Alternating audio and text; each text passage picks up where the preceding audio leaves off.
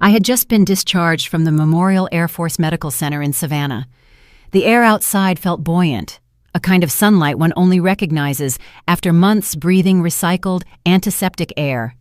I pulled my small suitcase to the curb, ready to go home. My heart wasn't what it used to be, but I was alive, and about to learn just how cruel life could be. When I pulled out my debit card to pay for the taxi, the driver swiped it and frowned. Ma'am, it's saying the transaction is declined. Want me to try again?" I blinked. "That's impossible. Try it again." Beep. Declined. I called the bank right there on the sidewalk. The voice on the other end was polite, distant, and brutal. "Ma'am, your checking account currently has a zero balance." The entire remaining amount was transferred yesterday to a joint account under the name Nathan Donovan. Nathan, my son-in-law, Rachel's husband. I gripped the phone, trying to keep my voice steady. "And my home account. Also closed, ma'am. The property address has a new registered owner. The title was recorded yesterday." I didn't cry. I didn't scream. I just said, "Thank you," and hung up. The composure I'd learned in the Air Force, that stillness before a mission, settled over me. I sat down on a bench outside the hospital doors, my hands trembling. I opened my email, half hoping it was all some clerical error, and there it was. Subject: "Let's handle this like adults." It was from Rachel, my only child. The baby I had raised alone after my husband was killed in action. The woman I thought I could trust with my life and my home. Her message was short. "We sold the house. Nathan handled everything. The money is safe. You'll be more comfortable in a nursing home. Don't make this difficult." No greeting, no warmth, no remorse, just orders. It was as if I were a piece of inconvenient cargo to be relocated. They had sold my house from under me while I was in the hospital, transferred my life savings to my son-in-law, and now they had locked me out of the very life I had built. For a moment, I just stared at the screen. 15 years in the Air Force, the deployments, the medals, the missions. Nothing had prepared me for this. Then I typed one word. Roger. I hit send. No pleading, no questions, no threats. Because I had learned one thing the hard way. The people who betray you once will find a way to justify it a second time. I put the phone in my pocket and whispered to myself, "They think I'm helpless. They think I'm finished, but I have the receipts for what they've done and a truth they never saw coming." I stood up, slow and steady. The nurse who'd wheeled me out looked at me confused. "Do you need to call someone?" I gave a thin smile. "No, honey, they've already made their call. Now it's my turn to answer." 15 years in the Air Force. I'd faced munitions, starvation, silence, but not this kind. I hadn't always walked alone. There was a time my house echoed with laughter, with the sound of small shoes running down the hall. A time when the hardest part of my day was convincing a little girl named Rachel to finish her vegetables before fairy tale time. She was 6 when her father died. I was the one who held his framed flight medals at the memorial service. My hands didn't shake. They couldn't. I was an Air Force medic and a mother. I saluted, said Roger, and returned to a house that suddenly felt too big for two. We survived on routine. Mornings began at 0500, black coffee, a to-do list on the fridge, chores first, gratitude second. I taught her discipline, fairness, and that promises were sacred. She grew up saying, "Yes, ma'am," not out of fear, but out of respect. All through high school, she was proud of the framed Air Force uniform that hung in our hallway. On her graduation day, she hugged me tight and whispered, "You did it, Mom." I thought I had. Then Nathan arrived. He was polished, confident, and smart. Too smart. An investment advisor at a wealth management firm. And at first, he charmed me. He brought flowers, offered to help with the bills, called me Mom before they were even married. I wanted to believe I was gaining a son, but after the wedding, things began to shift. It started small. Rachel visited less. When she did, she'd answer her phone in a hushed tone, step outside, and come back looking unsettled. Nathan started showing up with binders, always smiling, always explaining something important. "Mom, "Nathan's just helping us get organized," Rachel said one Sunday. "You know how you can be forgetful sometimes." Forgetful. The word hit harder than she knew. I remembered every date, every code, every face in my unit, but I said nothing. I watched. Soon, mail started going missing. Bank envelopes I never saw. I found opened letters tucked into drawers I didn't use. Nathan handled expenses and investments, smiling as if every decision were a kindness. Then came the subtle gaslighting. "Mom, you said you paid that bill." "No, I didn't." "Yes, you did. You must have forgotten." His voice was gentle, practiced, sympathetic, and Rachel believed him. One evening, I walked into the kitchen to find my safe slightly ajar. A stack of documents was gone. No sign of forced entry, no confrontation, just an emptiness. That night, I sat at the kitchen table and stared at the wall clock, an old military-issue piece that ticked like a metronome. I realized silence could be my weapon too. I made a decision. No arguments, no accusations. I would prepare. The next morning, I drove to a storage facility 15 miles away.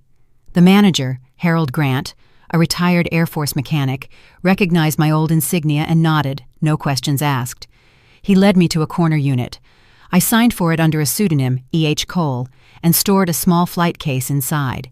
In that flight case, I placed copies of every important document I had left: insurance papers, a copy of the house deed, my living trust, my discharge papers, and a worn photo of Rachel at 10, holding her first report card in both hands like a trophy. From that day on, every time a letter arrived, I made 2 copies, one for the house, one for the flight case.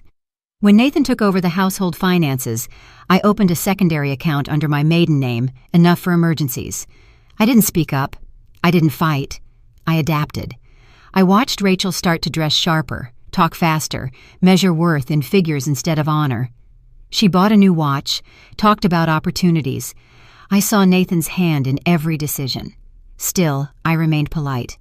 "You're building your life," I'd say. "Just remember who built the foundation you're standing on."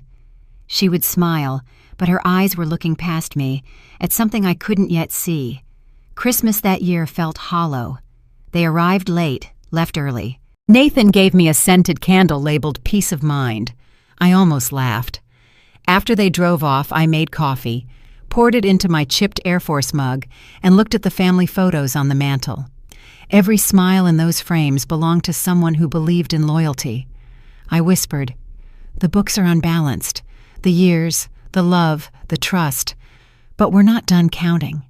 Then I opened my logbook and wrote 3 words: observe, document, prepare. I knew what they were doing. I just needed them to think I didn't. People forget that silence isn't surrender. Sometimes it's reconnaissance. I didn't confront. I didn't accuse. I prepared. The apartment Caroline found for me was small, clean, and temporary. Month-to-month lease, paid in cash from the small reserve I'd kept separate. No memories on the walls, no photographs. Just quiet and time to think. Caroline arrived that afternoon, her gray hair in a tight bun, her eyes sharp behind wire-rimmed glasses. We'd served together in the Air Force Legal Division decades ago. She was the kind of woman who could dissect a contract the way other people field strip a rifle. She didn't ask how I was. She just put her briefcase down and said, "Let's see what we're up against." I laid out every file I had left: old deeds, trust forms, tax statements. My handwriting on the folder tabs looked steadier than I felt. "Start with the trust," she said. "Revocable living trust, dated 2010. Rachel had been in her 20s then, single, responsible. She was listed as the successor trustee, to act only if I became incapacitated. I'd added that clause myself, thinking it was a protection. I never imagined it would become a weapon. Caroline flipped through the pages, her brow furrowed. "Did you ever update this after 2015? "No, I didn't see the need," she nodded slowly. "So they used it." She pulled another document from the stack, a durable power of attorney. My signature stared back at me, smooth and perfect. Too perfect. "This isn't yours," she said. "I never signed that." "I know. The ink flow is too even." No pressure marks, no hesitation, looks traced. And this. She tapped a doctor's certificate stapled to the back. "This declares you incapacitated as of May. You were still driving in June, weren't you?" I nodded, stunned. Caroline leaned back. "They forged them both. The power of attorney gave them control. The certificate justified it.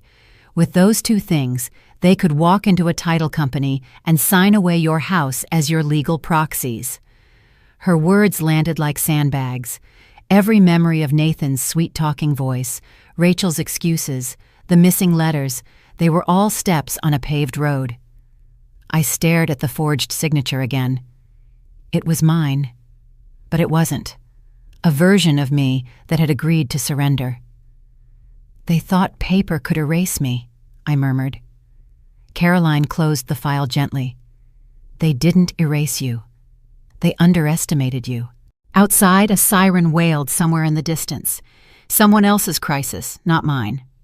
I took a slow breath, grounding myself in the silence between us. "What do we do?" I asked. She smiled, a half-curve that reminded me of our younger days in uniform. "We write a better version." I sat up straighter in my chair. "Then it's time I rewrote it." She nodded. "We'll draw up a new trust. Irrevocable this time. You'll be the grantor and the trustee. They'll have no access, no authority. We'll attach affidavits, timestamp everything, notify the registrar's office. You still have that notary stamp from your Air Force days in my kit? Good. We'll use it. Every line we draft, every document we sign will be scrutinized under federal law. You know the drill. Evidence, chain of custody, backup copies." I almost smiled. "Feels like preparing for a campaign." "Because it is. You're securing your territory." While she organized her notes, I pulled out my phone. Rachel's last message glowed at the top of my inbox. "Don't make this difficult." I archived it. Difficult wasn't the right word anymore. This was precision. We spent hours going over every clause. Caroline read, I typed. The new trust named no heirs yet, only contingent beneficiaries under court supervision. Every asset moved into it would be protected until the investigation was over. When we were done, she printed 2 copies. "Sign here, here, and initial every page." The sound of my pen on the paper calmed me. Each stroke felt like reclaiming the ground they'd taken. When I put the pen down, Caroline placed her hand over mine. "You know, Eleanor, silence doesn't mean surrender. Sometimes it means bearing witness." I met her eyes. "And sometimes it means strategy." Outside, the sun had set behind the neighboring rooftops. Shadows fell across the table, across the new trust, the old lies, and the woman who refused to be broken. I poured 2 cups of coffee from the thermos I'd brought from home. The smell filled the small kitchen, familiar, solid. "To what is ours," I said. Caroline raised her cup. "To what is provable." We drank in a silence that didn't wound, but fortified. On the counter lay the forged power of attorney and the false certificate, monuments to their arrogance. I placed them in a clear file folder, labeled it Alpha, and slipped it into my briefcase. As night settled over Savannah, I stood at the window and looked out at the muted lights flickering along the skyline. Somewhere out there, Rachel and Nathan were celebrating their newfound victory. They thought they had rewritten my life. They had no idea I had already started drafting the next chapter. I whispered the word that had gotten me through every campaign, every loss, every betrayal. Roger. The next morning I had one objective: confront what was left of my home, the place where every brick held a story, every nail a promise. Caroline wanted me to wait until we filed the papers, but I needed to see it. You can't reclaim what you haven't faced.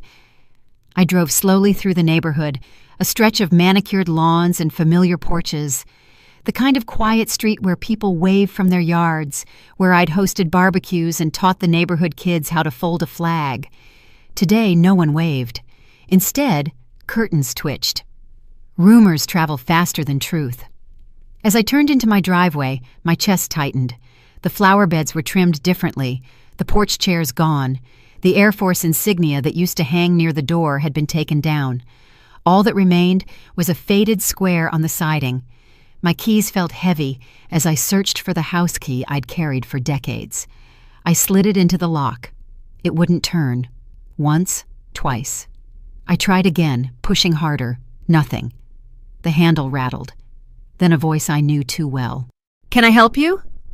Rachel stood behind the screen door, her hair perfectly done, phone in hand, a polite smile hiding something sharper. I held my breath. "I came to get a few personal items. The flight case, the flight medals, some papers." She opened the screen door only a few inches. "Eleanor, under the durable power of attorney and the updated trust, I'm the successor trustee. For your own safety, we've secured the property. This is no longer your residence." Her voice was firm, rehearsed. She spoke as if she were reading from a legal script. Behind her, I caught a glimpse of the life she'd staged. New curtains, a new rug, the pictures of me gone, a stranger's house at my address. "This is my home," I said softly. "You don't have to do this." Rachel shrugged. "It's already handled, Eleanor. You should be focusing on your recovery, not old things. The nursing home will be easier." She used my first name, something she never did. I noticed her hand hovering near the doorknob, ready to close it. Across the street, Mrs. Palmer, my neighbor of 20 years, was watering her roses. She paused mid-spray, her expression confused. Mr. Lang next door by his truck was watching. I managed a calm smile, the kind manufactured for public battles. "I understand. Well, thank you for letting me know." Rachel's lips curved, a flicker of triumph behind her eyes. "You take care now." I backed away, my heart a dull thud in the hollow space of my chest.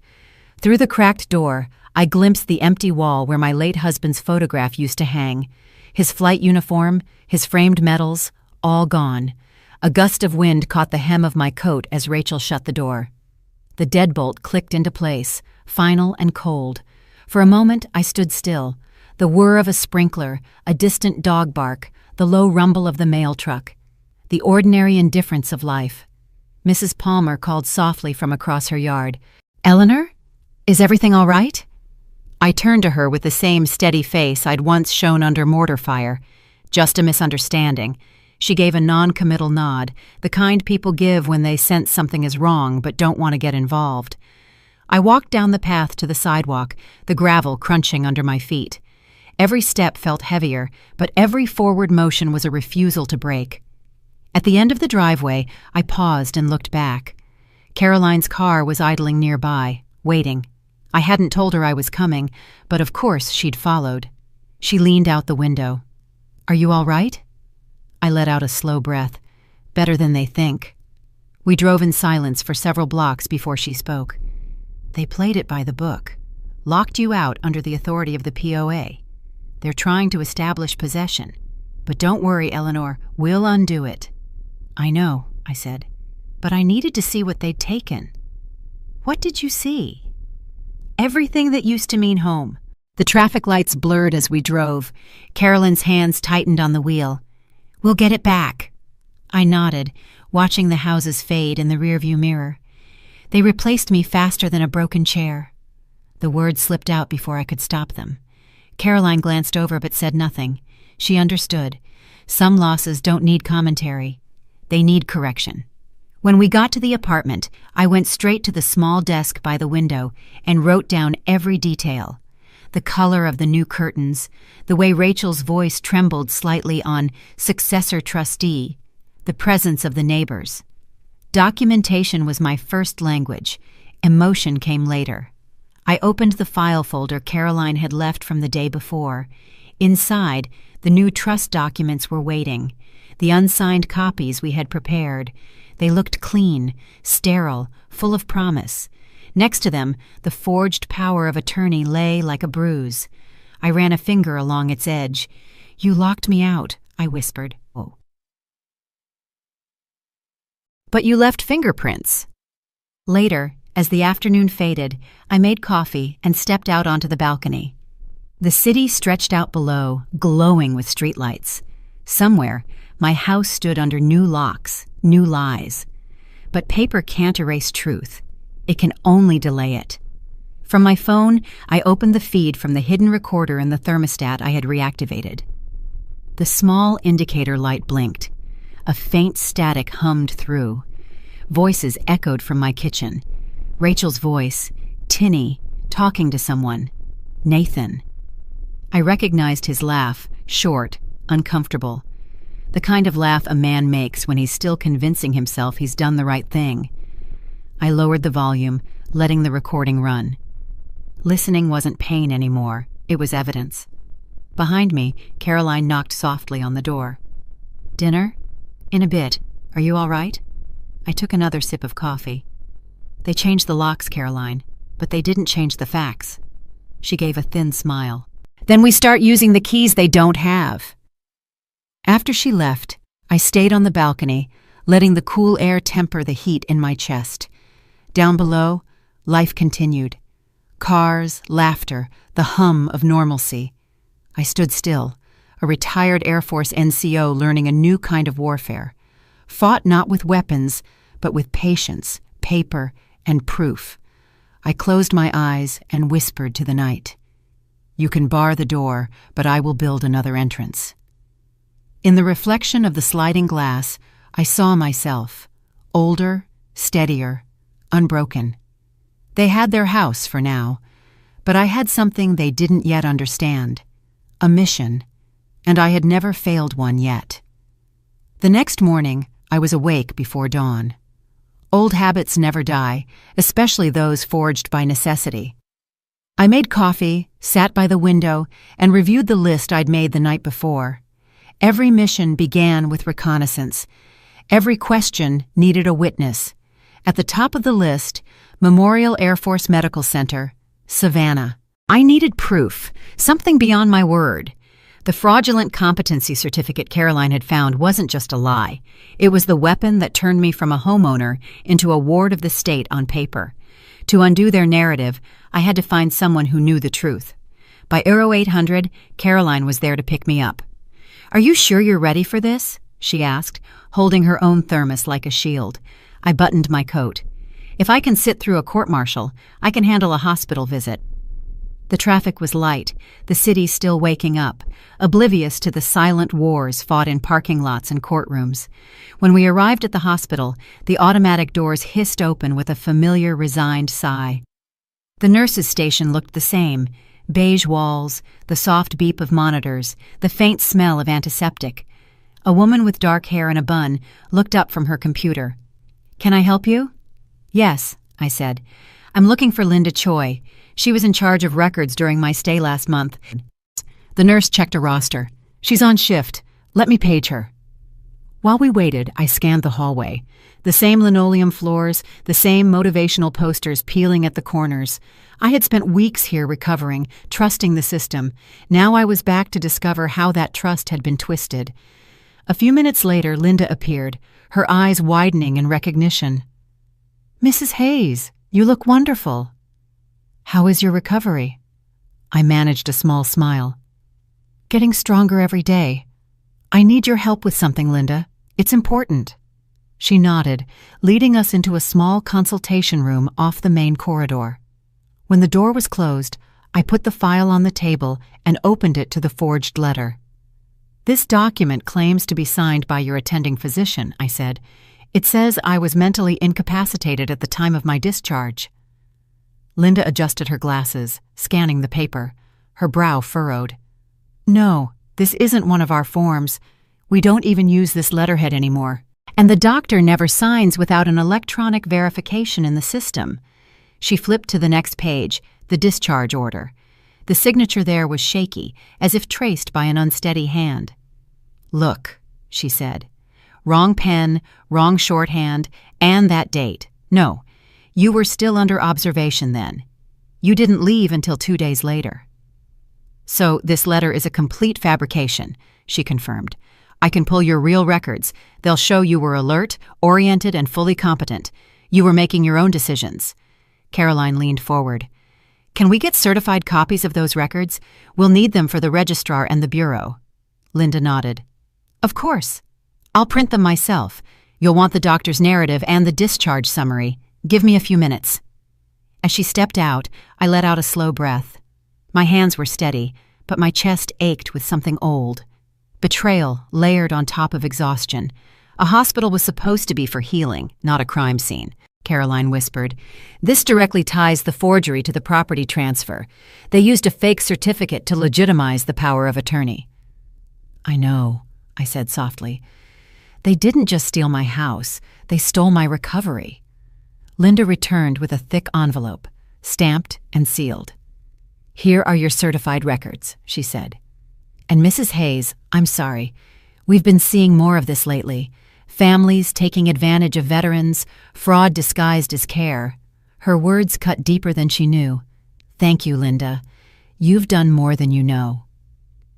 As we walked through the ward, I glanced at the rows of patients, some staring at the ceiling, some at their hands. Men and women who had given pieces of their bodies and years of their lives, now resting under fluorescent lights. How many of them had families waiting, and how many had families plotting? The sun was harsh outside, too bright for what we were carrying. Caroline held the envelope like evidence in a trial. This changes everything, she said. We'll attach this to the lice pendants. Build the criminal case alongside the civil one. Chain of custody, I murmured. Direct link from forgery to transfer. You remember procedure better than my interns. I wrote half their manuals, I said, almost smiling. We drove back in silence. I watched the city blur past. The courthouse, the bank where my name no longer meant ownership, the park where Rachel learned to ride her bike. Every place held a memory. Every memory was now fuel. When we reached the apartment, I sat at the kitchen table and opened a new logbook. Every Air Force NCO keeps records. Battles aren't won on emotion, they're won on documentation. I listed it out. Forged POA, Alpha. Forged competency cert, Bravo. Authentic hospital records, Charlie. Then I added a note below. All evidence preserved for federal inquiry. Caroline dialed a number. I'm setting up a meeting with the Bureau's Financial Crimes Division. They'll want affidavits. I'll be ready. She hung up and looked at me. You know, most people would have broken. I met her gaze. I'm not most people. That night, after Caroline left, I sat alone with the hospital envelope next to my coffee.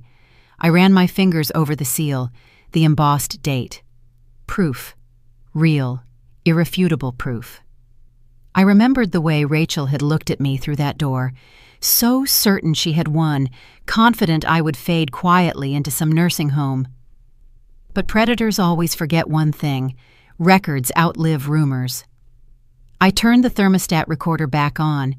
Their voices echoed, muffled through walls I no longer owned. Moving freely inside a house built on my sacrifice, under lights I had installed myself. But I had something they didn't: the truth on paper, the verified signature, the unshakable timestamp. For years I had taught Rachel about integrity. Now she was about to learn what it looked like when her mother held the receipts. As the sky darkened, I closed the envelope and whispered a quiet promise to myself. This isn't over. It's just been documented. I placed the evidence in my briefcase, locked it, and set the key next to my thermos. Outside, the wind stirred the magnolia pots on the balcony, gentle but persistent, like a whisper of justice to come. They took my money. They took my home. They even tried to take my mind, but they forgot. Every Air Force NCO keeps records, and I was just getting started. By dawn, I was done looking back. The past had done its damage. What mattered now was the trail. The numbers, the transfers, the silent fingerprints that greed leaves behind. While other people documented feelings, I documented facts. At the top of my new logbook, I wrote, "Follow the money." Caroline arrived with a fresh stack of files and coffee strong enough to wake a ghost. "We'll need the bank statements from both accounts," she said, "yours and Nathan's. They drained my checking, but they don't know about the other one." She looked up. "The other one?" "Air Force Credit Union. Opened in 1992. My re-enlistment bonus sat there for decades. No debit card, no online login, just a paper statement once a year." Her eyes narrowed. "Impressive. A ghost fund. Smart. It wasn't hiding, I said. It was habit. You never keep all your rations in one tent. Mid-morning, we drove across town to the branch. The teller was young, polite, and clearly startled to see a woman with an Air Force pin and a file folder thicker than a field manual. "How can I help you today?" I handed over my ID and the account number. "I'd like a review of my ledger for the last 60 days. He typed, hesitated, then frowned. "You haven't accessed this account in years." "I know. The balance is $156,800. No withdrawals." "Good. Untouched." But I wasn't just there to confirm. I was there to trace. "Can you cross-reference outgoing transfers from my closed checking account, the one ending in 429? He nodded, clicking through the records. "Yes, ma'am. There was one wire transfer, $19,600. It originated from your old savings account, destination under Nathan Donovan, sent to West Bend Community Bank." Caroline took notes. "Print the transaction details, please. The trace codes, too." The clerk printed the pages, each one a breadcrumb of betrayal. I thanked him, signed the receipt, and tucked the papers into a folder labeled Delta. Back in the car, Caroline studied the sheets. They moved fast, consolidated the funds, created joint access, and leaned on the authority of the power of attorney. But since you were fully competent, every transaction is invalid under U.S. Code 31, Section 5324, Structuring Fraud. "Then we'll use it," I said. "Every cent they stole becomes evidence." She smiled. "You're building a better case than half my paralegals." "I built supply lines under fire," I reminded her. "This is just logistics." On the way back, the city looked different. Less like a wound, more like a map. Every landmark marked another checkpoint. The bank, the registrar's office, the FBI. Step by step, I was reclaiming the terrain.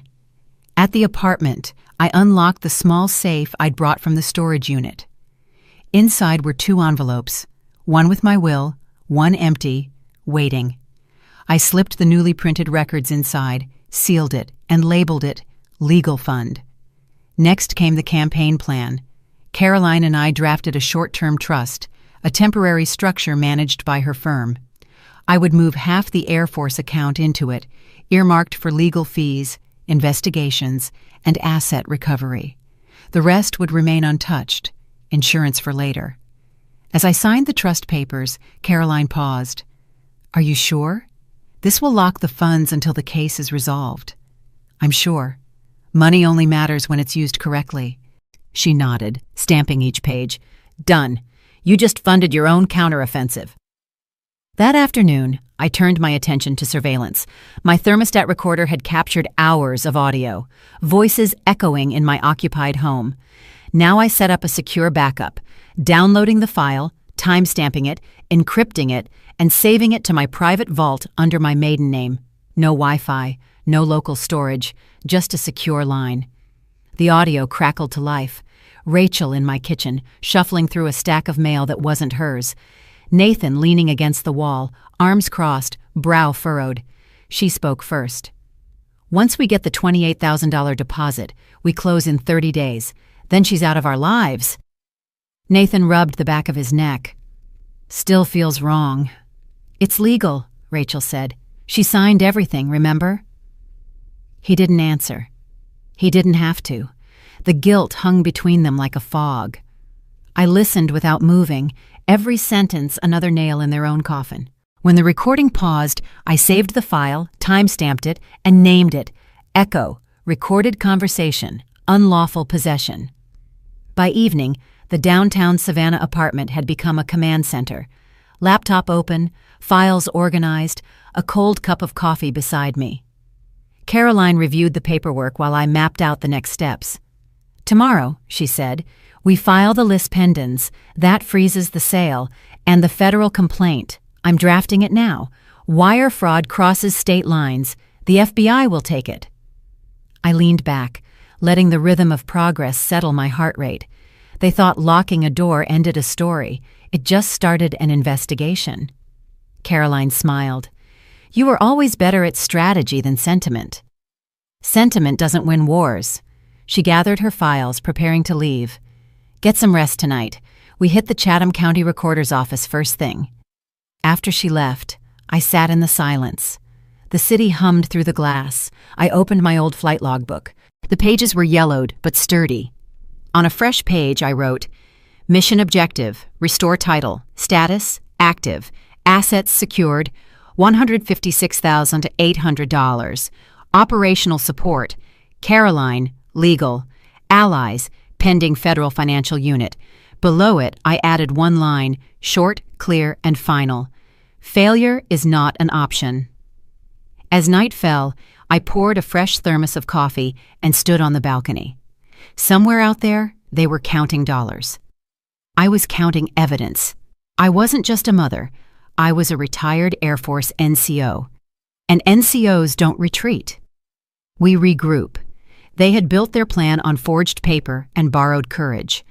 I was building mine on law, discipline, and truth. The wind shifted, carrying the faint scent of magnolia. I closed the book, whispered the word that had anchored every mission I'd ever commanded, and turned out the light. Roger. Morning arrived sharp and cold, the kind of air that wakes up every nerve. I didn't linger over my coffee. Today wasn't for reflection, it was for action. Caroline laid the files out on the table like a map before a deployment. Everything's ready.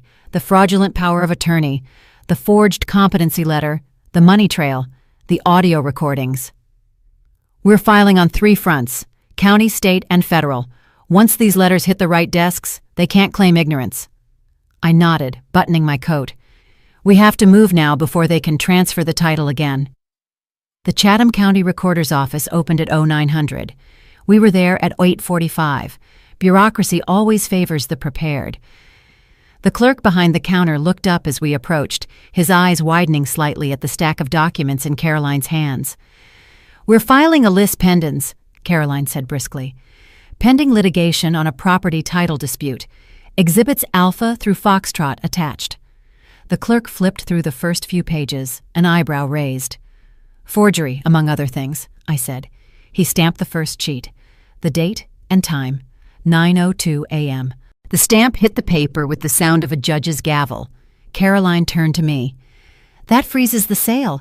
Escrow can't close, the title can't transfer, and no lender will touch it. They're frozen. I took a deep breath, one front secured. Next stop, the FBI. The FBI's Atlanta Division headquarters was a fortress of a building. Concrete, flags, mirrored windows. We passed through security, surrendered our phones, and took the elevator up to financial crimes. Agent Dana Morales met us at reception. Short hair, a dark suit, a face that looked like it was carved from granite. She extended a hand. Mrs. Hayes, Ms. Brooks, I've reviewed your preliminary email. Let's talk. In her office, Caroline laid out the evidence. She spoke quickly but precisely. The cadence of a military officer refined by law. We have the fraudulent instruments used to seize the asset. The victim, a veteran, competent, medically confirmed. The perpetrators, family members, co-conspirators, a broker. Money moved, interstate. A likely pattern of organized criminal activity. Morales nodded, turning each page, her pen underlining key dates. Do you have direct proof of the forgery? I placed the incapacitation certificate and the hospital's certified verification side by side. Signed by a hand that isn't mine. Verified by a doctor who never met me. Memorial Air Force Medical Center has disavowed it. Agent Dana Morales' eyes sharpened. And the recordings. I handed her the drive. The thermostat recorder captured both suspects detailing the sale of the home and the proceeds. She plugged it in, listened to a short clip. Rachel's voice, Nathan's silence. When the file ended, Morales turned it off. That's strong. We'll open a file. I'll need formal statements, the chain of custody for each piece of evidence, and consent to cross-reference escrow records. Caroline produced a pre-prepared letter. All evidence has been notarized, labeled Alpha through Foxtrot. Morales looked at me. Mrs. Hayes, you understand the scope here. This could proceed to a federal indictment. It will take time. I understand. I've waited out longer campaigns. A flicker of respect crossed her face. Then we'll move on it. You'll be contacted by a field analyst. In the meantime, please have no direct contact with the suspects. I gave a thin smile. They made their move. This is mine. Leaving the FBI headquarters, the sun was high, glinting off glass and steel. Caroline walked beside me, silent for a block before saying, "You realize, Eleanor, this isn't just about your house anymore. You're building a precedent." "Then let's make it a sturdy one," I said. "They thought I would be silent. I'm making a record." Back at the downtown Savannah apartment, we spread everything out again. Caroline drafted a letter to the escrow office, formally notifying them of the dispute, attaching the list pendants and the federal confirmation. I drafted a separate letter, direct, simple, and final, to Rachel Hayes Donovan and Nathan Donovan. Subject: Notification of federal review. As of today, all actions concerning the property at 1124 Cypress Lane are under federal scrutiny. Any attempt to transfer, lease, or alter the property will constitute obstruction of justice. All funds transferred under the disputed authority are flagged. You are advised to seek legal counsel. All further contact will be through legal representation. I read it twice, made no changes. Signed with my full name and rank, Eleanor Hayes, USAF, returning. Caroline sealed it in a certified mailer. "Are you sure? This will light a fire." "That's the point." At the post office, I handed the envelope across the counter. The stamp thudded down, the receipt slid toward me. I looked at the tracking number and memorized it. Every mission has a trigger. This was mine. Outside, the wind had picked up, sending magnolia leaves skittering along the sidewalk. I tucked the receipt into my wallet, next to my ID, and a folded picture of a younger Rachel standing before a flag that was taller than she was. Her smile once as bright as the sun. I wondered when that little girl had disappeared. Back at the apartment, I opened my flight logbook. Mission status: engaged. Actions: filing submitted. County, state, federal. Primary objective: freeze assets. Secondary objective: prosecute fraud. Below it, I copied something Caroline had said. Truer than vengeance, cleaner than anger. This isn't revenge, this is a record. The afternoon passed slowly, shadows stretching across the floor. I sat by the window, sipping coffee and watching the clouds turn from gold to gray. Somewhere in this city, they were opening that letter. They would see my name, the words Federal Review, and understand that the quiet woman they had written off had just changed the rules of the game. The phone vibrated. A new alert from the thermostat recorder. I opened it. Ethan Palmer, their broker, was walking through my kitchen, holding a folder, gesturing toward the dining room. He didn't know he was walking into evidence. I hit record, time-stamped it, saved the file. I texted Caroline. "Ethan on site, 1842. Thermostat feed is live." Caroline replied instantly. "Perfect. Add trespassing to the list. Unlawful possession. We'll send a notice tomorrow." I set the phone down, my heart beating steady, my hands still. This was the rhythm of justice. Paper, proof, patience. Outside, a siren wailed in the distance. I closed my eyes, remembering battlefields half a world away. Different soil, same lesson. You hold your position until the reinforcements arrive. I whispered into the cooling air. They made it legal. I'm making it federal. Dawn broke, and I was already dressed, laces tied, thermos filled with coffee. Today wasn't about confrontation. It was about recovery. Somewhere behind steel walls and combination locks was the one thing they couldn't rewrite. The truth I had preserved the day love started to curdle into suspicion. Caroline arrived on schedule. "Ready?" I nodded. Time to enter the past into evidence. We drove north of Savannah to the Lockwood storage facility, rows of beige roll-up doors against cracked asphalt. The faded American flag still flew straight. Harold Grant, the retired Air Force mechanic, recognized me instantly. A firm handshake, eyes that had seen much and judged little. "Still Unit 8 and Unit 12, right?" he asked. I nodded. "Haven't touched a thing," he grinned. "You always pay early. Signed under E.H. Cole. Figured you weren't just storing old furniture." "You could say that." He led us through the rows of metal doors, the morning wind whistling over the corrugated tin. Stopping before Unit 8, I pulled a small key from the pocket of my flight jacket. The same one I'd tucked away the day I realized Rachel was counting my steps. The lock clicked open with a soft, echoing snap. The door rolled up, dust motes dancing in the sunlight. Inside sat the old flight case, corners scuffed, latches worn to a soft shine. Stenciled faintly on the lid, R. Hayes, USAF. Caroline knelt beside it. "You've had this since—" 1990, I finished. It saw Richard through a few campaigns. I figured it had one more in it. I undid the latches and lifted the lid. The smell of cedar and old paper filled the unit. Documents were neatly stacked on one side. Below them, sealed envelopes marked in block letters. Amended Will 2020. Trust copy. Financial records. Correspondence Memorial Air Force Medical Center. On top lay a worn, leather-bound notary log. I opened it, running my finger down the entries until I found the one I was looking for. June 14th, 2020. Last will and testament. Signed, witnessed, notarized. I ran my finger over the page. The document named me as sole trustee until my death. A successor could only be named with written confirmation from 2 physicians attesting to my incapacitation. Layers of protection. Rachel never knew it existed. Caroline's eyes widened. "You updated it years ago."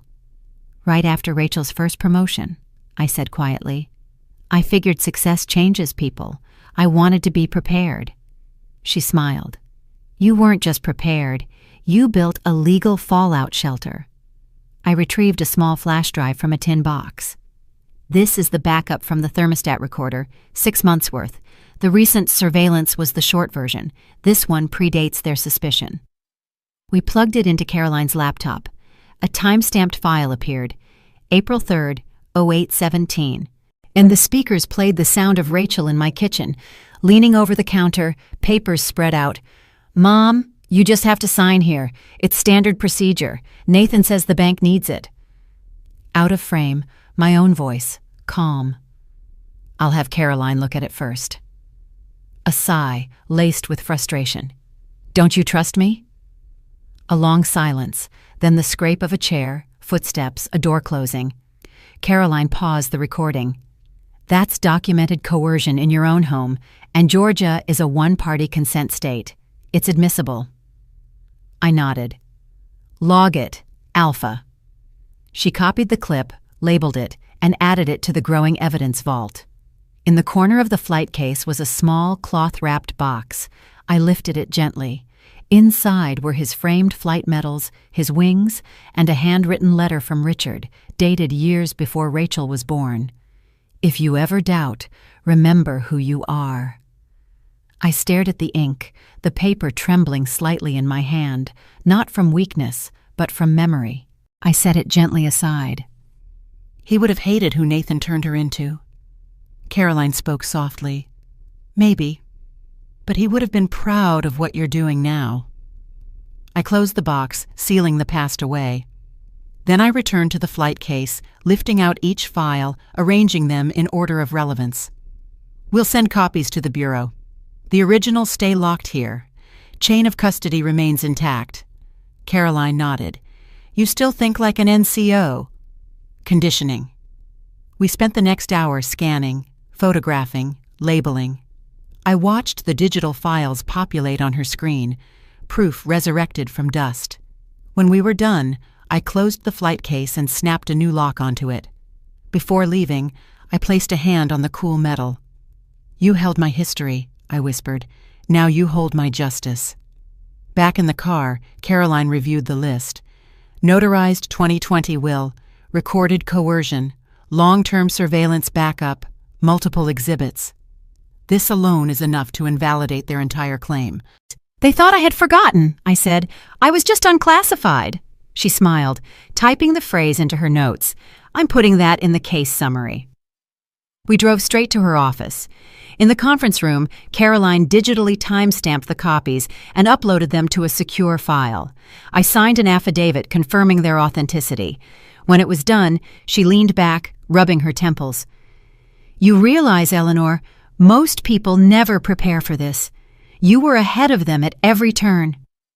It wasn't strategy, I said. It was survival.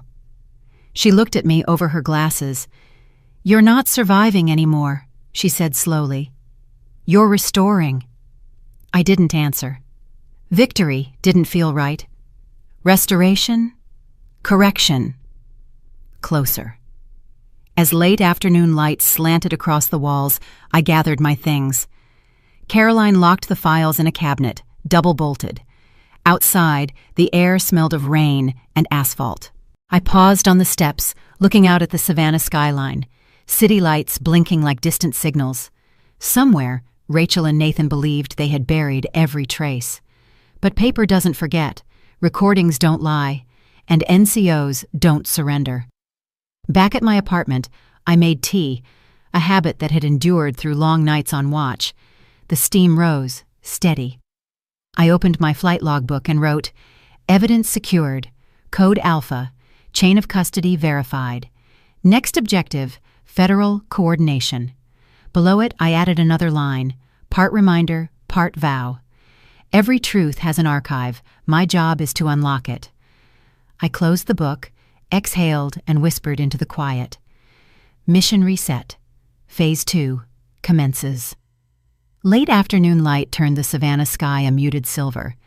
Caroline had told me to rest before the next round of filings, but I needed air that wasn't filtered through courtrooms and documents.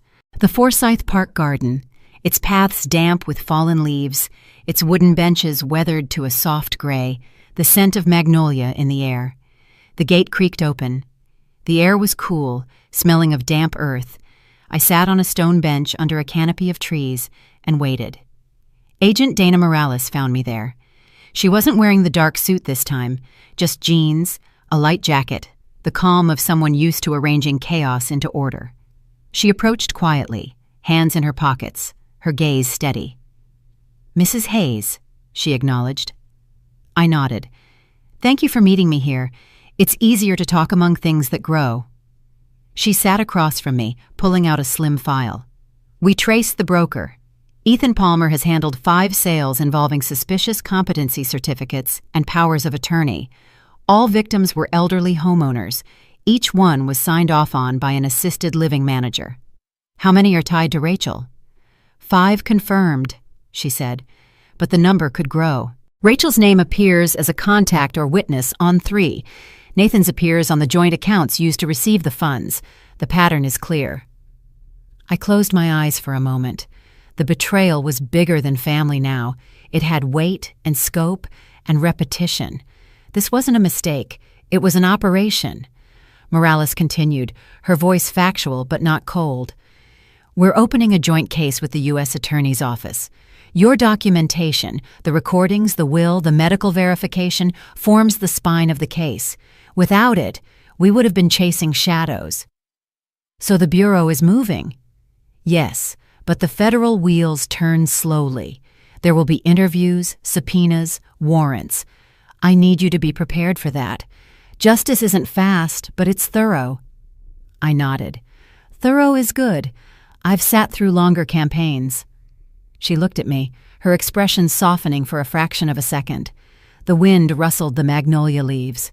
We sat in the silence of the park, between the smell of damp earth and the rustle of leaves, a place where justice was quietly taking root.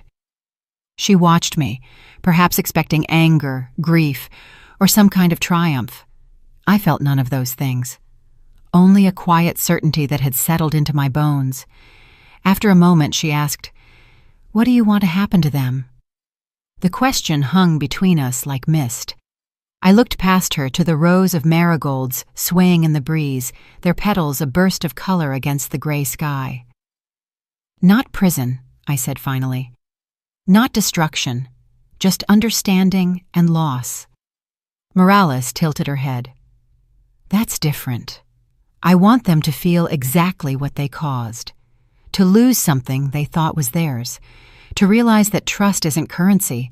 Once it's spent, you can't print more. She closed the file, the motion as soft as shutting the lid on a black box. That's the kind of justice most courts can't measure, but maybe it's the truest kind. A gardener walked by, lifting a trowel in greeting. I raised a hand in return, remembering mornings I had spent here, planting seedlings, burying hope in the soil. Morales stood. We'll be in touch. We'll need you to testify at some point. You'll be all right with that? I've faced down generals, I said. I can face a judge. She gave a small smile. You remind me of my mother. She fought quiet battles, too. Most mothers do, I replied. Ours just don't make the front page. She tucked the file into her bag. Stay in touch, Mrs. Hayes. And thank you. Most people break. You made a record. After she left, I sat for a long time, letting the silence stretch. It looked like it might rain, but no drops fell. Beyond the garden fence, traffic hummed, life went on, indifferent and persistent. I thought of Rachel, of the little girl who had helped me build a birdhouse in this very garden, hammering nails that were too big for her hands. She had laughed when the wood split. I had taught her patience. Measure twice, I'd said, cut once. Now she was cutting lives apart, mine, others, without measuring the cost. I picked up a fallen magnolia petal and rubbed it between my fingers. The scent was soft, clean, unwavering. In the old campaigns, soldiers carried tokens to remember. I slipped the petal into my coat pocket. Some traditions were worth resurrecting. The wind shifted, and the flag at the gate fluttered. I watched it and thought of the oath I had taken decades ago, to protect, to serve, to hold the line. No clause ever said the enemy couldn't share your blood.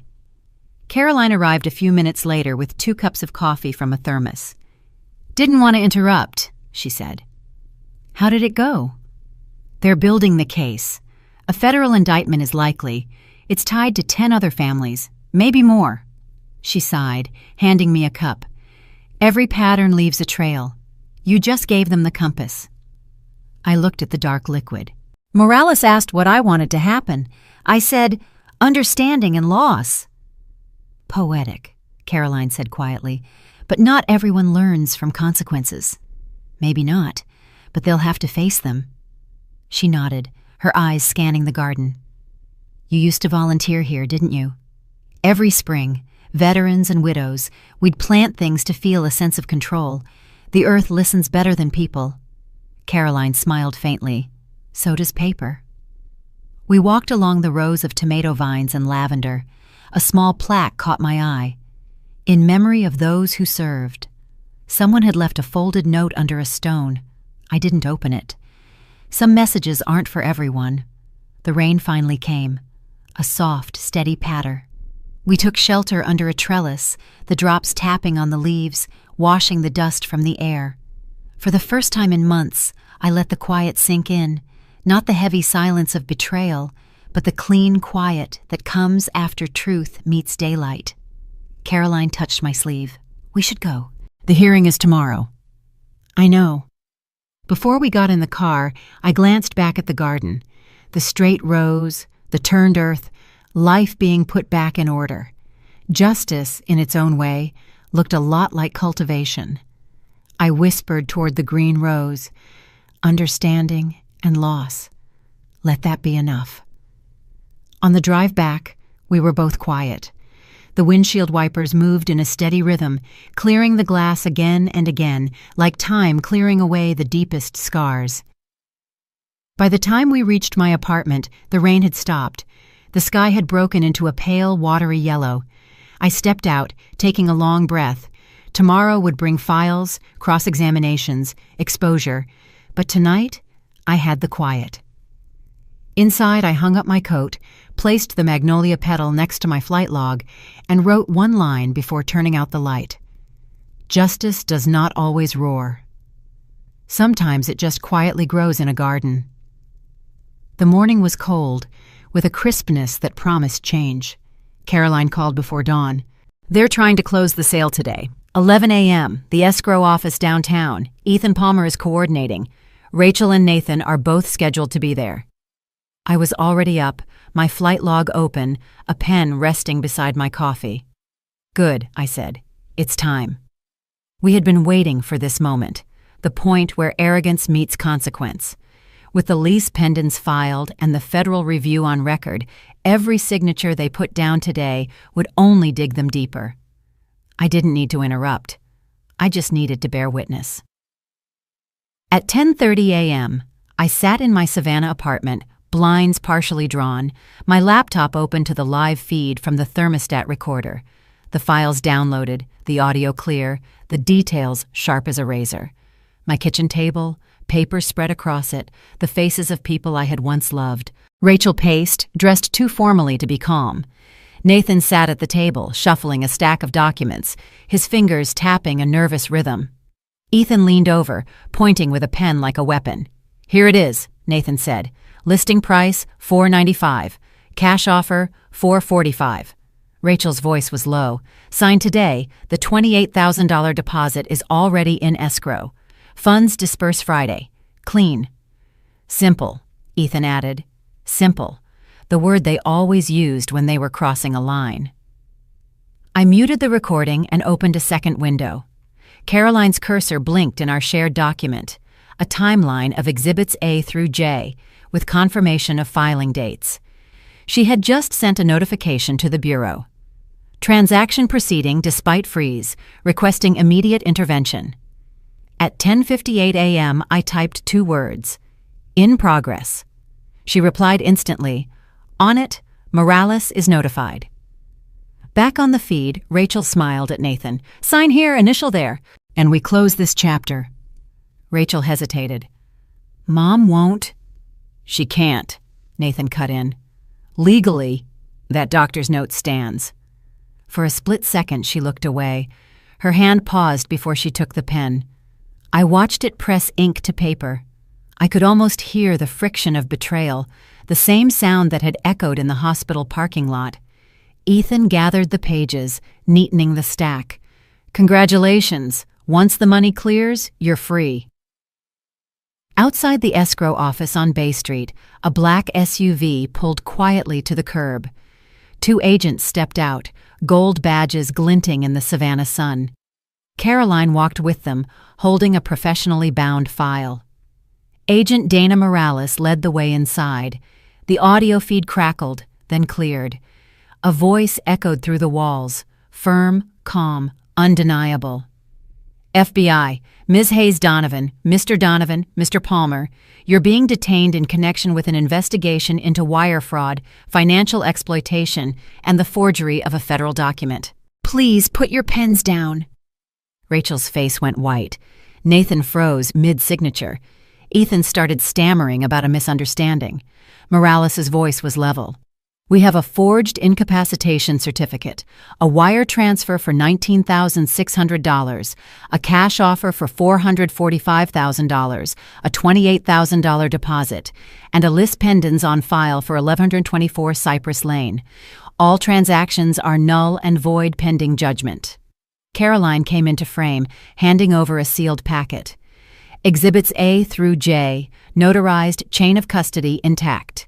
Rachel shot to her feet, hands trembling. "You can't—" Morales cut her off. "You can tell that to a judge. For now, please step aside." Nathan's eyes darted toward the door. "Mom?" I wasn't there. I didn't need to be. My voice was in every document, every timestamp, every truth they had tried to bury. On my screen, the agents collected papers, sealing them in evidence bags. Ethan hung his head, muttering a curse. Rachel wiped at tears that hadn't fallen. Nathan slumped in his chair, shoulders defeated, the pen still in his hand. In my apartment, the kettle clicked off. I reached for my thermos and poured a cup of black coffee. The crema swirled like a closed-circuit flight pattern. I added a line to my flight log. 11:07, escrow raid, transaction frozen. Then I set the pen down next to Richard's old pocket compass. The needle still pointed north, quietly, stubbornly. Outside, the scent of magnolia drifted through the open window. I closed my eyes and whispered the one word of acknowledgement they had so carelessly dismissed. Roger. I poured fresh tea, the steam rising in the quiet room. The city went on, unaware of the small courtroom drama playing out across the Savannah River. Caroline texted one line, "Mission accomplished." I typed back, "Roger." I watched until the feed went dark, until the agents led them out, until silence returned to the room. Then I closed the laptop and leaned back in my chair. For months, they had moved in shadows, signing, plotting, whispering. Now their signatures were shackles, and their whispers were confessions. Justice didn't roar. It documented. I sipped my tea, feeling not victory, but relief. There is no victory in watching your child fall, only the grim finality of consequence. A memory surfaced. Rachel at 10, handing me a crayon-drawn card. Rachel at 18, waving from her dorm room. Rachel at 37, signing away 1124 Cypress Lane. I set my cup down. "You signed more than a deed, honey," I whispered. "You signed your own indictment." The clock ticked, disciplined.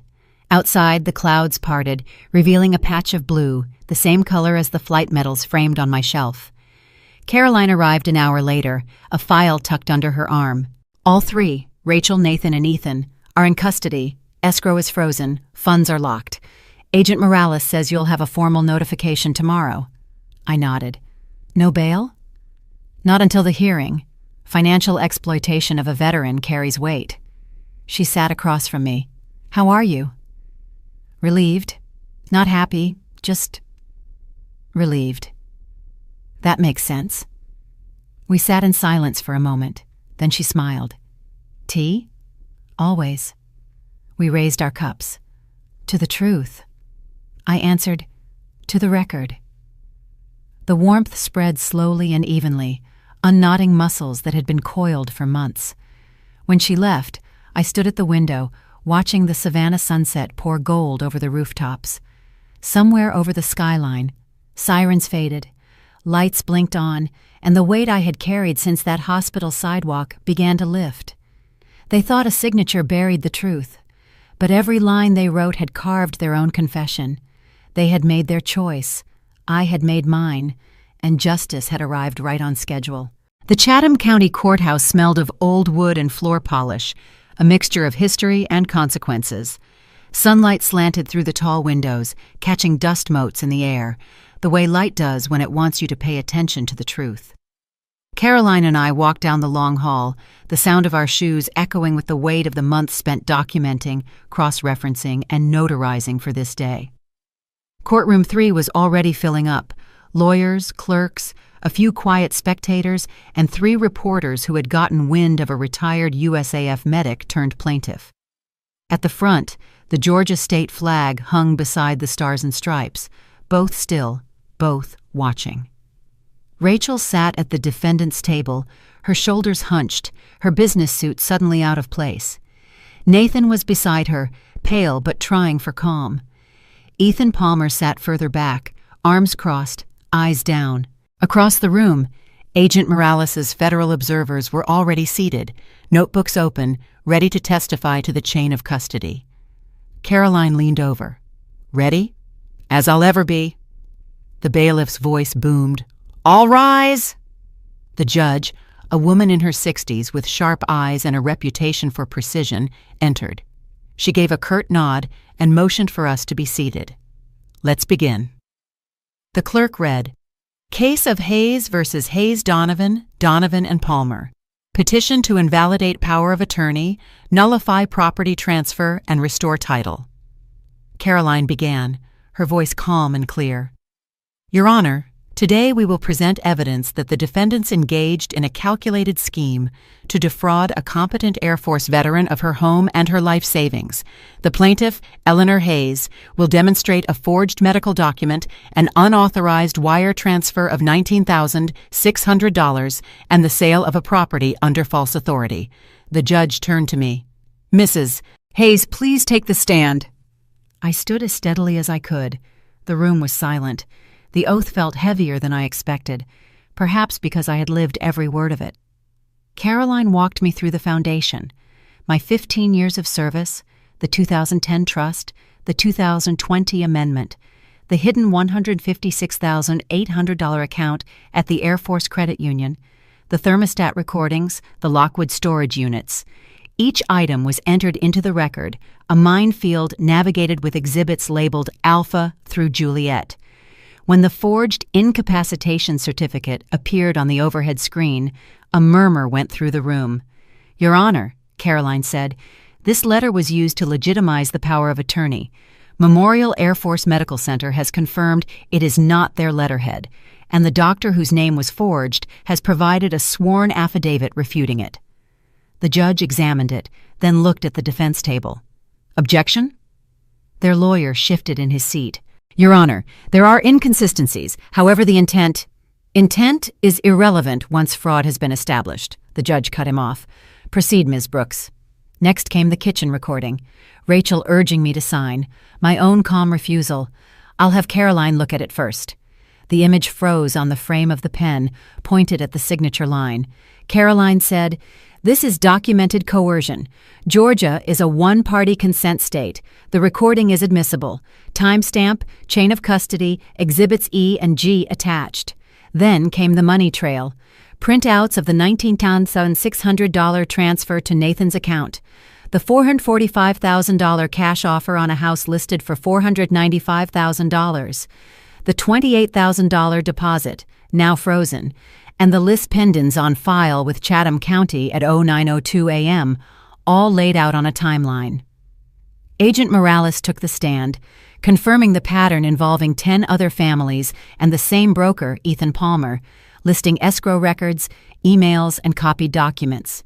Their lawyer tried to argue the defendants believed they had their mother's permission. The judge closed the file, her eyes like razors. Permission cannot exist when said permission is based on forged documents and false authority. She brought her gavel down. This court temporarily invalidates all transactions related to 1124 Cypress Lane and nullifies the power of attorney. It restores management of the estate to the new trust with Eleanor Hayes as trustee. A restraining order is issued, barring the defendants from the property and the disputed financial records. The criminal case will proceed under federal jurisdiction. A single breath escaped from somewhere in the back of the room. Rachel buried her face in her hands. Nathan stared at the ceiling as if looking for an escape. Ethan never looked up. I felt no joy, only a lightness, the way a plane feels when it finally clears a pocket of turbulence and the wings stop shaking.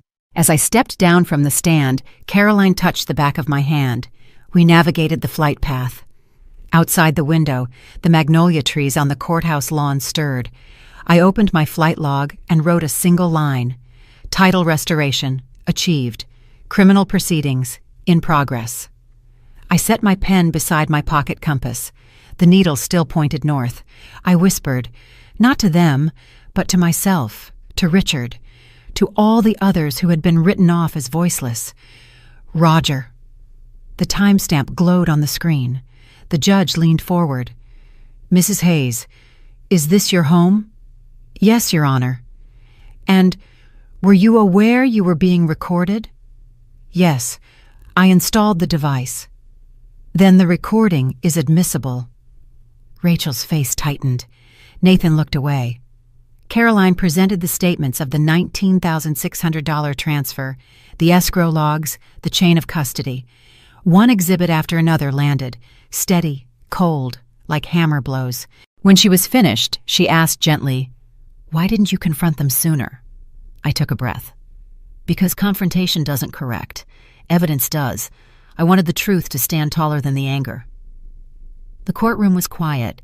Someone in the back row exhaled as if they'd forgotten to breathe. Cross-examination.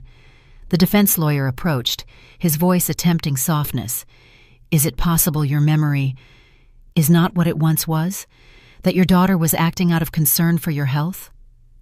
I looked him in the eye. My memory built supply lines across 3 continents. It tracked troop numbers, convoy schedules, and casualty lists. I remember every road I have ever walked and every signature I have ever made. I may be old, counselor, but I remember every betrayal." He paused. No further questions. Agent Morales testified next, confirming the federal investigation, outlining the pattern of elder exploitation, and verifying each exhibit and its chain of custody. The judge listened, tapping her pen softly against a file. After closing arguments, she steepled her fingers, the room holding its breath. "This court finds the power of attorney and the certificate of incapacitation submitted by the defendants to be fraudulent, and therefore null and void from their inception. The subsequent property sale based on those instruments is hereby invalidated. Title of 1124 Cypress Lane is immediately restored to the plaintiff, Eleanor Hayes. Restitution of all improperly withdrawn funds is ordered. Federal charges remain pending." The gavel fell, sharp, final. I didn't smile, didn't cry. I just let the sound settle in my bones like the final note of a long song. Caroline put a hand on my shoulder. "You did it." I shook my head slightly. "They did it. I just kept the records." Outside the courtroom, reporters swarmed, questions about justice, betrayal, forgiveness. I didn't answer. Some stories don't need a narrative. They need silence. On the steps of the Chatham County Courthouse, the air was cool and the sky was clear. Behind me, Rachel called out, "Mom!" I paused, but didn't turn. Her voice was broken. I thought I was helping. I can fix this." I turned then and met her gaze. "Some things aren't fixed. They're faced." She nodded slowly, her eyes wet, but not crying. Nathan stood with his arms crossed, looking away. Caroline held the car door open. "Are you all right?" "I'm free." That night, I made tea, the court order resting on my desk next to my pocket compass. The first stars were appearing, faint but certain. I raised my cup in a silent toast to the three things that had endured: the law, the truth, and my dignity. Justice doesn't always march. Sometimes it just bears witness. A week after the verdict, the mail carrier knocked on the door of my downtown Savannah apartment. I signed for a thick envelope bearing the seal of the Department of Justice. I put the kettle on, waited for it to whistle, and took my tea and the letter to the table. So many battles begin with a piece of paper. This one didn't accuse. It acknowledged. I opened it carefully. Inside were 2 letters. The first was formal, typewritten, and dated. "Dear Mrs. Hayes, as a direct result of your documentation and testimony, 10 families across 3 counties have been identified as victims of similar schemes. Proceedings for restitution and title restoration are underway. Your cooperation was instrumental in uncovering an organized pattern of financial exploitation of the elderly. Sincerely, Dana Morales, FBI, Financial Crimes." I read it twice. 10 homes that would not be swallowed by a forged signature. The numbers blurred for a beat, not with tears, but with a relief I hadn't let myself feel. The second letter was handwritten, blue ink on cream paper, Morales's script. "Sometimes silence is the loudest testimony. You taught us that." I ran my thumb over the words, the way you might touch an old flight medal behind glass. For months, I had spoken in timestamps, affidavits, and certified mail. Now someone else had translated the silence. I folded the letters and looked out at the late afternoon light flooding the streets of Savannah, a light generous enough to forgive the cracks in the pavement. The phone buzzed. Caroline. "The FBI has closed Phase 1. Nathan got probation, full restitution, and financial monitoring. Rachel, 3 years probation." I put the phone down and opened my flight log. Title restoration, complete. Restitution, in progress. Federal, moved to Phase 2. Beside it, the magnolia I'd picked in Forsyth Park had bloomed a silent, papery white. The compass needle still pointed north. I whispered, like I had before every runway, "Roger," and barred from serving in any fiduciary capacity. I set the phone down. Their sentences weren't heavy by the world's standards, but they were precise. They would have to live within boundaries, the very thing they had stripped from me. Justice didn't need to crush, it needed to correct. On my desk was a plain white envelope. I pulled out a sheet of notepaper, uncapped my pen, and wrote one word in the center of the page: Roger. No salutation, no anger, just an ending. I slipped it inside, sealed it, and addressed it to Agent Dana Morales. No return address, no signature. She would know. Before closing it, I added a small, centered line. You can take the property, you can move the money, but you cannot forge dignity. Stepping outside, the Savannah air had a quiet warmth, like a desert before sunset, a forgiving kind of heat. I dropped the envelope into the mailbox and listened to its soft, metallic slide. That sound, so final, was the last note of the campaign. Back inside, I made more tea, jasmine this time. I sat by the window, tracing patterns in the condensation. Caroline would call, Morales might, but for now, there was peace. For years, I had believed strength meant marching, commanding, protecting. Now I understood it also meant sitting still. My hands finally unfolded. Mission complete.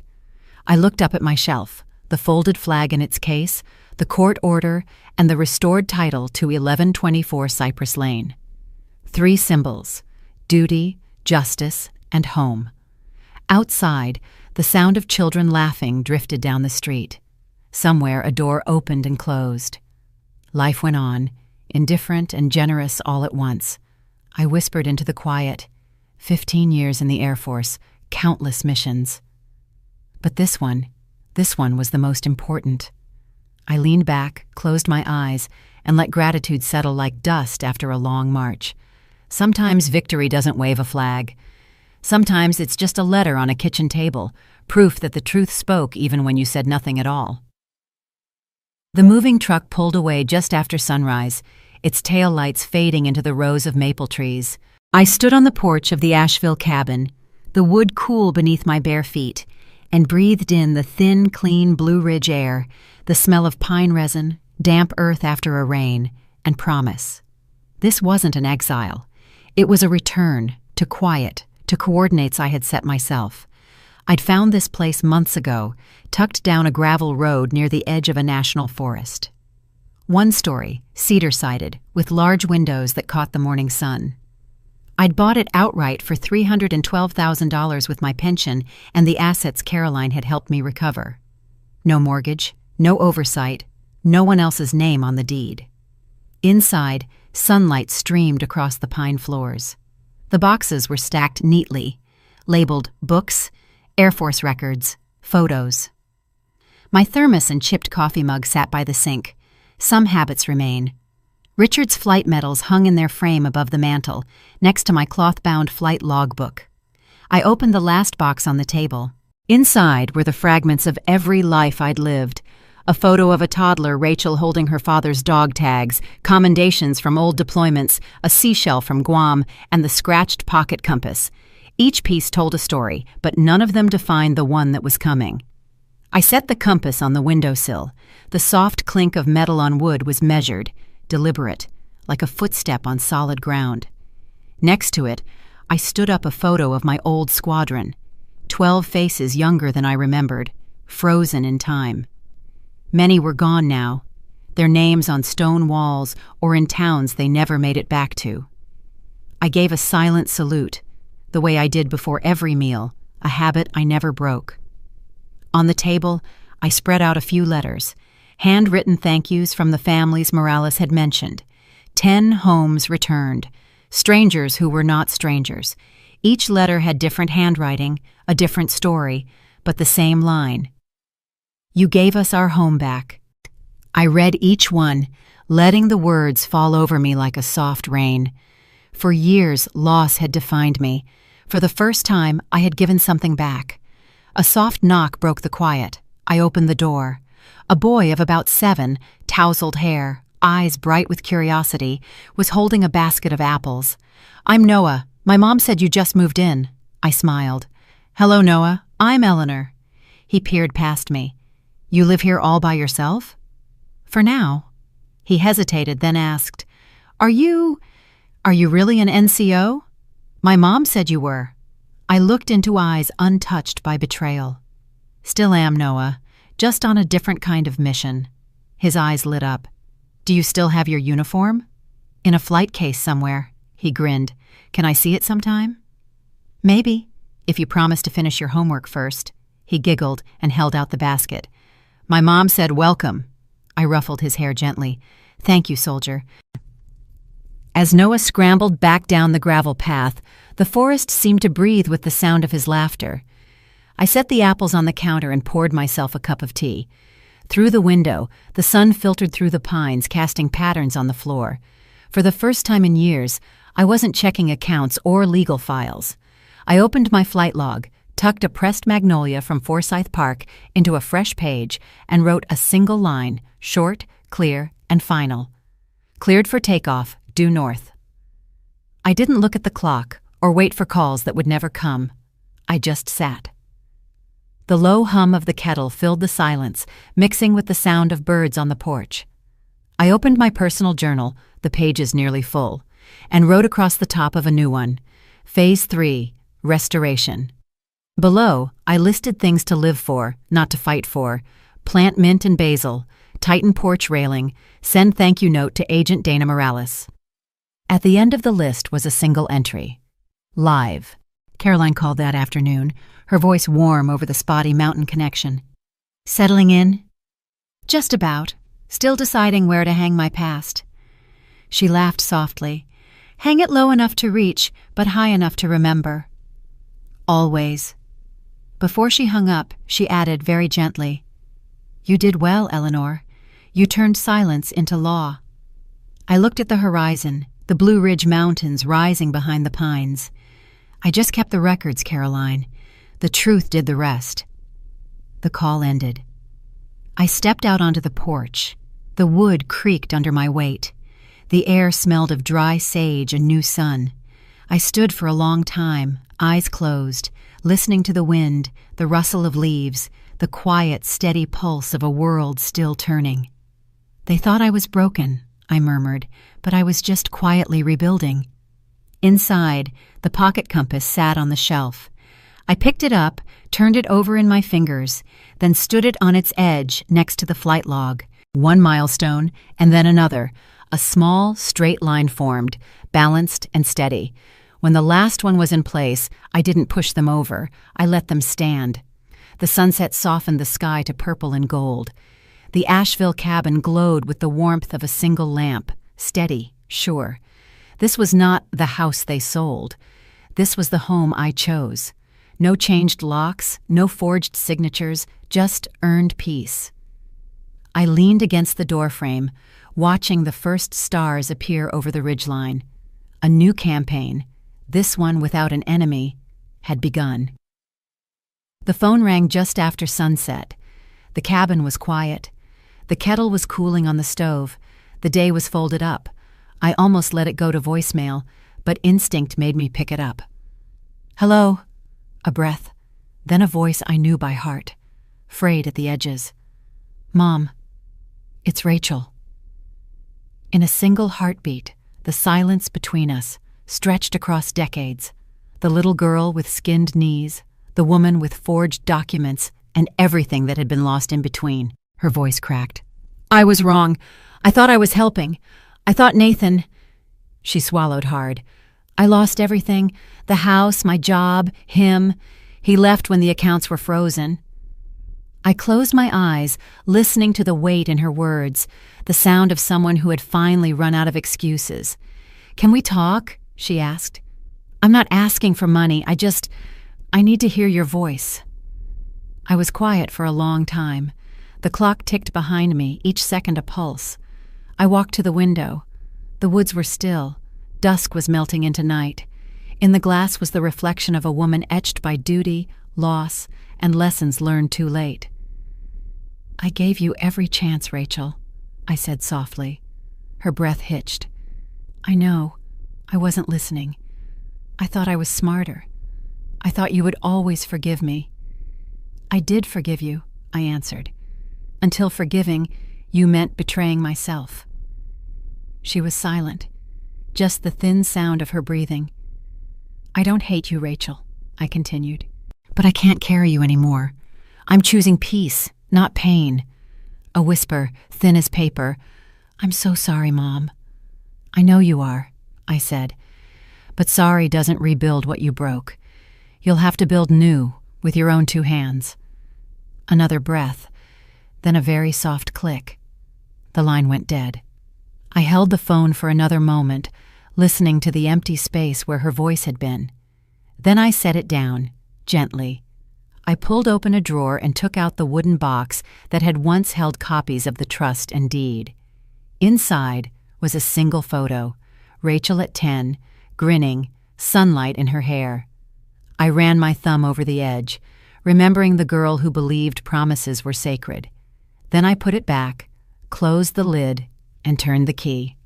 Some loves you honor by holding on, and some you honor by letting go. The wind moved through the pines like an old hymn. I stood at the window, watching the darkness settle on the porch, and whispered, "Be better, honey, for both our sakes." I turned out the light and let the night have its peace. Morning came soft and yellow. Sunlight filtered through the pines like a quiet forgiveness. I stood on the threshold, holding the framed case containing Richard's flight medals, the same object I had received decades ago, once a symbol of loss. Today, it meant survival. I looked up at the beam of the porch, a single empty hook, waiting. The North Carolina sky stretched out, pale and endless.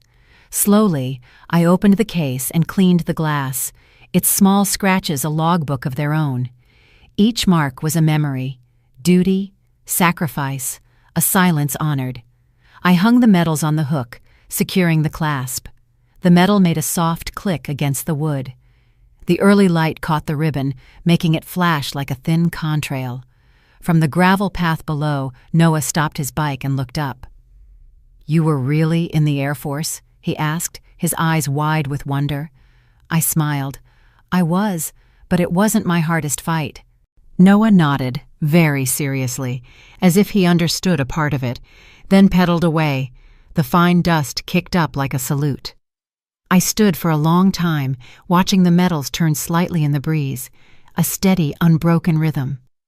Below it, the porch was home in a way no other house had ever been, because it was built not on a false title or blind trust, but on reclaimed truth. Inside, the kettle hummed. I poured jasmine tea with a drop of honey. The warmth felt like an old friend against my knuckles. I sat in the rocking chair by the window, facing the metals on the porch. For years, I had fought in ways no one saw, with silence, with paper, with every Roger that stood in place of rage. And while they had taken much, money, a house, trust, they had never taken the one thing I guarded above all, my dignity. The wind shifted. The sun glinted off the edge of the bronze frame. I raised my cup slightly, a silent toast. They had put 1124 Cypress Lane on the market. They had transferred $19,600 and had their sights set on the $156,800 in the Air Force Credit Union. I paused, my voice steady. But they couldn't take my dignity, or my deliberate silence. The rocking chair creaked, a rhythm as old as breathing. On the porch, the flight medals cast long, clean shadows on the wood. There were no more fronts to hold, no more orders to await, only earned peace. And in that quiet, finally, I was at ease.